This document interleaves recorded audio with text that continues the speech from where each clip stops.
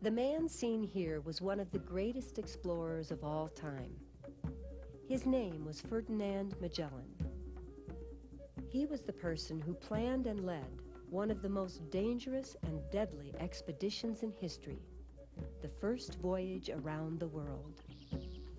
He was born in the year 1480 in the tiny kingdom of Portugal, in a small town that lies far off in the distant hills. Magellan was born during a time when the world was just starting to be explored by men in sailing ships. As a matter of fact, when Magellan was only 8 years old, explorers from Portugal had just become the first Europeans to reach the southern tip of Africa, a feat that made them the greatest explorers of their time. Ferdinand was born into a wealthy family during an age when the richest people in Europe still lived in castles like this one. And when he was 10, young Magellan was sent off to live in the castle of the king and queen after his parents died. And while learning to be a knight at the royal castle, Magellan must have heard tales of the amazing adventures of the great explorers. Because when Magellan was just 12 years old, Christopher Columbus became the first person to cross the middle of the Atlantic Ocean and to reach what became known as the New World, the continents of North and South America. As a child, Magellan must have dreamt of the fabulous adventures that he could have if he became an explorer. But the truth is that the great explorers of this time weren't just trying to find adventure.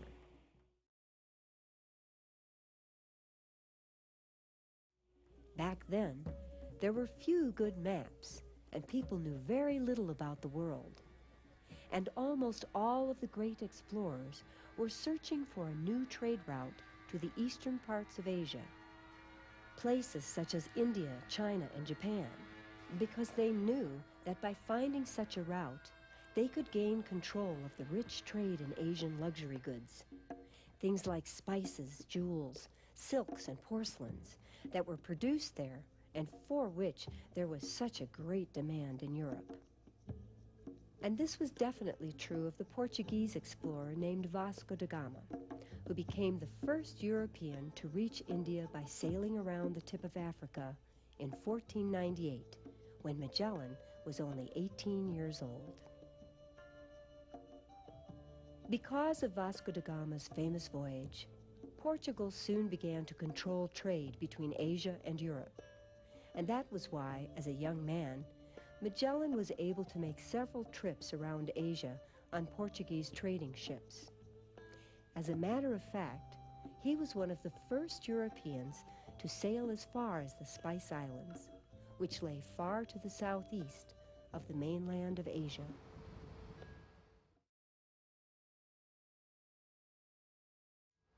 Probably, it was because Magellan had spent so much time at sea, traveling to faraway places, that he learned so much about sailing and geography.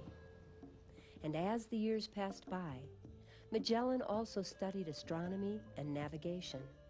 And the more he studied, the more he began to think that there must be a faster way to the Spice Islands than sailing all the way around Africa. Because to get there from Europe, and then to come back with a load of spices, took about 1.5 years. He started to think that Asia couldn't be far from the Americas, and that the fastest route must lie to the west, across the Atlantic Ocean. The problem was that Christopher Columbus had looked again and again for a passage to Asia and had never found one. But Magellan planned to search far to the south of where Columbus had been looking, because he thought that once he found the tip of South America, all he would have to do is to sail around it, go the short way to the Spice Islands, and then finish his journey back to Europe by continuing to sail west all the way around the world, which was something no one had ever done before. And even though Magellan had no idea of how much ocean he would have to cross, or what dangers he might encounter, in 1514, he decided to take his plan to the King of Portugal and find out if he would give him the ships and men he needed for his dangerous voyage. But just like the Portuguese king seen here had refused to help Columbus, Magellan was refused Portugal's help as well. This time because the king just didn't like Magellan or his plan. And so, in the year 1517, Magellan traveled to the nearby country of Spain, to the palace of the king. And soon Magellan convinced the Spanish king, Charles I, that his country could get much richer if it could find a better trade route to Asia. And that was why the king decided to give him everything he needed to sail around the world. It took 3 years from 1517 to 1519 for Magellan to get the king's approval, as well as the ships and supplies he needed for his voyage. But it is interesting to look at a few of the big changes that were taking place in the world at that time. In 1517, here in Germany, a priest named Martin Luther was breaking away from the Catholic Church and would end up starting the first Protestant religion. And in 1518, here in the small villages of the New World, hundreds of native people were starting to die from diseases accidentally carried across the Atlantic Ocean by Europeans. And in February of 1519, this man, Hernando Cortés, and a group of Spanish soldiers were just leaving on an expedition that would destroy the Aztec kingdom of Mexico and bring Spanish rule, language, and religion to their land. Meanwhile, only 7 months later, in this shallow harbor in southern Spain, Magellan could be found checking over each of his 5 ships one last time.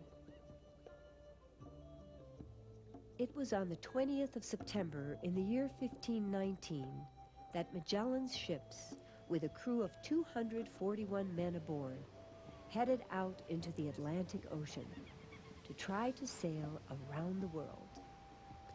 But they hadn't been at sea very long before some of the crewmen started complaining about how Magellan was running things. And soon the problems got so bad that Magellan had to arrest one of his captains for not following orders. But in spite of these problems, they went on. For a while, it was stormy crossing the Atlantic. Then there was no wind, and they couldn't sail. But eventually, they reached the coast of South America. They headed down the coast until they got to the harbor of Rio de Janeiro, which is in present-day Brazil, and they stayed there for 2 weeks. Then they sailed far to the south and began to search for a way around the tip of South America. But winter was coming, and bad weather and stormy seas forced Magellan to stop exploring and spend the winter months anchored in a harbor, just waiting for the weather to get better. During this time, one of his ships was destroyed by a powerful storm. The sailors grew restless. Some refused to follow orders, and Magellan even had one of his captains put to death. But in October of 1520, as spring arrived, it got warmer and the explorers headed off to search for a way around South America. They say that Magellan cried tears of joy when he finally did find the way. But the narrow strait he found, now called the Strait of Magellan, was very rocky, and the sailors had to keep testing to make sure the water was deep enough. And as they went further into the strait, one of his ships deserted the fleet and headed back to Spain.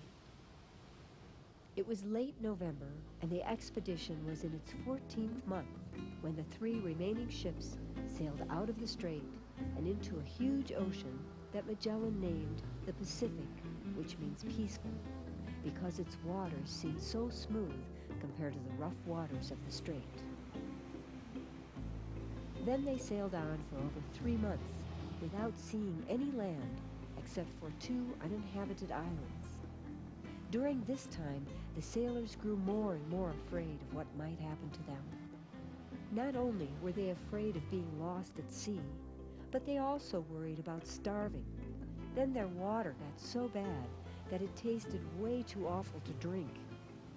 The sailors also got a disease called scurvy. And to keep from dying, they had to eat the rats that lived on the ships, as well as leather hides and even sawdust.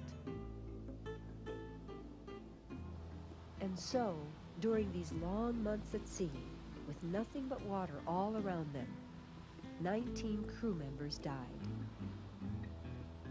But finally, in early March of 1521, they reached the tropical island we now know as Guam. Here they found enough fresh water and food to carry them as far as the islands now called the Philippines. But in the Philippines, it wasn't long before a horrible thing happened, because Magellan and many of his sailors were killed in a terrible battle between two native tribes. After that, only 110 men were still alive, and because there were so few crew members, only 2 ships out of the 3 that remained could be taken when they left to find the Spice Islands. And even though the explorers weren't very far from the Spice Islands, they got lost after sailing in the wrong direction. But after turning around, they finally got there.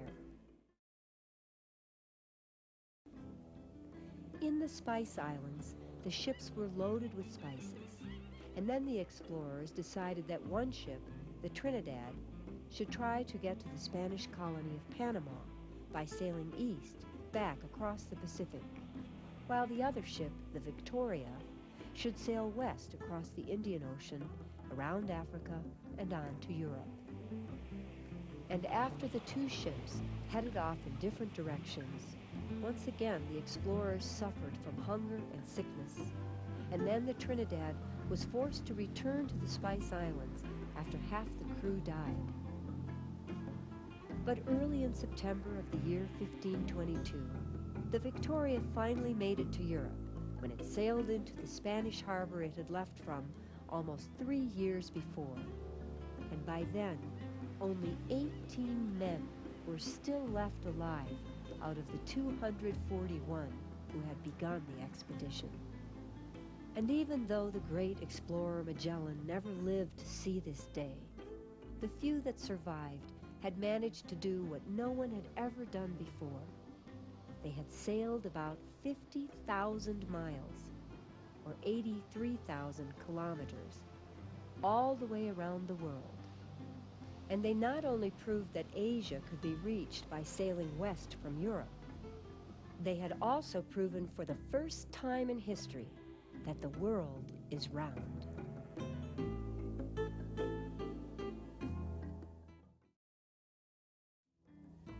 True or false? Ferdinand Magellan was born in Spain.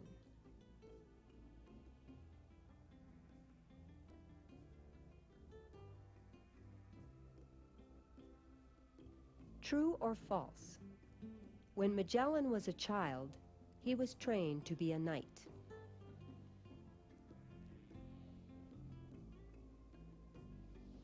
True or false? Columbus made his first trip across the Atlantic before Magellan was born.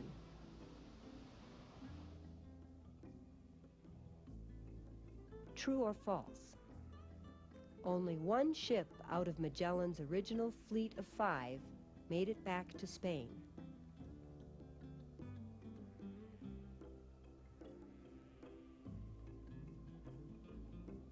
True or false? Magellan was the first European to find a sea route around the tip of South America.